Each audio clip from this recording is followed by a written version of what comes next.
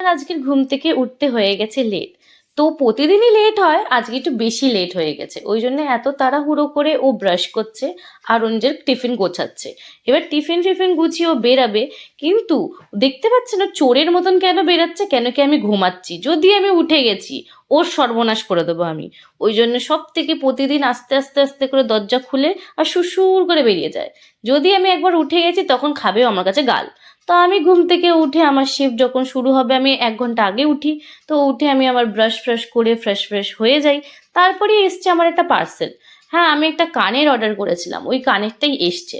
তো ওই কানেরটাই খুলছি, দেখছি ঠিকঠাক পাঠিয়েছি কিনা। এখন তো ওকে অর্ডার করবো এক, আবার পাঠিয়ে দেবে আর এক। তো দেখলাম কি না, সব ঠিকঠাকই এসছে।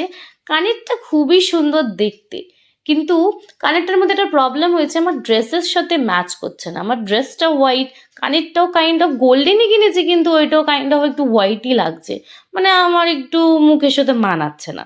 ওই জন্যে আমার ক্ষেত্রে আমি রিজেক্ট করে দিচ্ছি কানেরটাকে।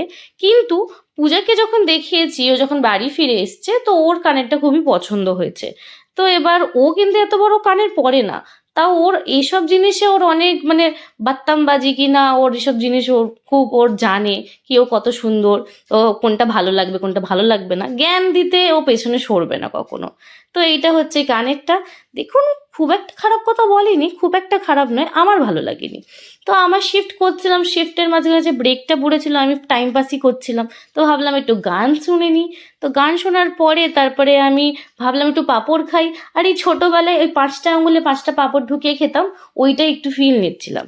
তো তারপরে পূজা আসলো, ও আজকের এই ব্যাগটা অফিস থেকে ঝেপে এনেছে। তো ঝেপে আনার কারণে ও আমাকে দেখাচ্ছে, বাবু দেখ এই ব্যাগটা কি সুন্দর দেখতে। এই যে হ্যাঁ, ঝাপা জিনিস তো ভালোই লাগবে।